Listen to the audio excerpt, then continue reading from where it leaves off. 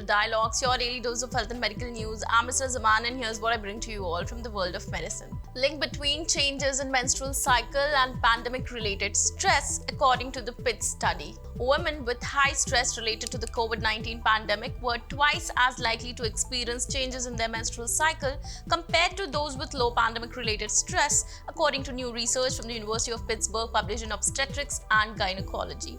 Early in the pandemic, it would come up anecdotally in conversations with girlfriends and other women that things have been kind of wacky with my period since the pandemic, said lead author Martina Anto-Okra.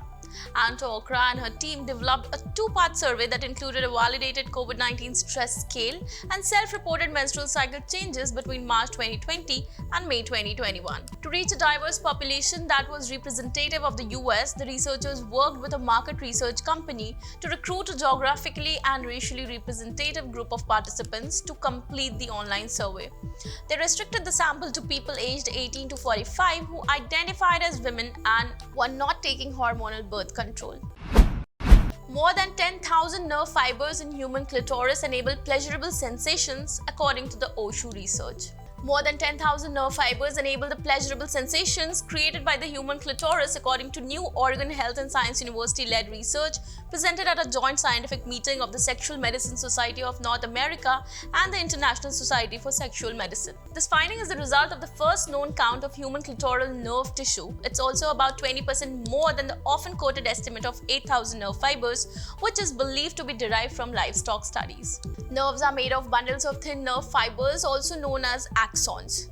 Now, nerves, which carry electrical impulses between the brain and the rest of the body, enable people to feel and respond to stimulus, such as touch. The clitoris is the only known human organ that has the singular purpose of providing pleasure. The piano chord that cures nightmares. According to the International Classification of Sleep Disorders established by the American Academy of Sleep Medicine, nightmares become pathological when they are recurrent and have an impact during the day, causing, for example, fatigue, anxiety, dysphoria, or intrusive nightmare imagery.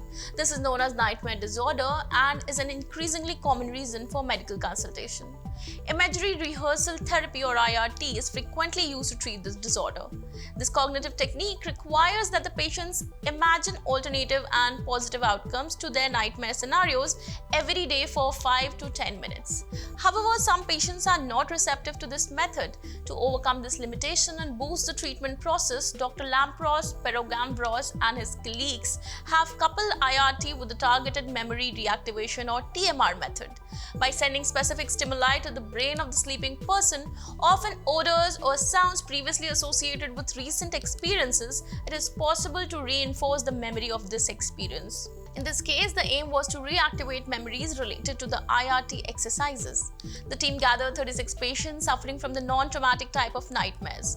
Two groups were formed, one to practice the coupled therapy, the other the classical therapy with IRT only. Research finds short bursts of vigorous activity to be associated with a decreased risk of death. 2-minute bursts of vigorous activity totaling 15 minutes a week are associated with a reduced risk of death, according to research published in the European Heart Journal, a journal of the European Society of Cardiology. A second study, also published in EHJ, found that for a given amount of physical activity, increasing the intensity was associated with a reduced likelihood of cardiovascular disease. Both studies included adults aged 40 to 69 years from the UK Biobank. Participants wore an activity tracker on their wrist for 7 consecutive days. This is an objective way to measure motion and particularly sporadic activity of different intensities during the day. The first study enrolled 71,893 adults without cardiovascular disease or cancer. The median age was 62.5 years and 56% were women. The investigators measured the total amount of weekly vigorous activity and the frequency of bouts lasting 2 minutes or less. That's all for today. Stay tuned to Medical Dialogues for latest updates. Never miss a medical update from Medical Dialogues. Like, subscribe, and press the bell icon.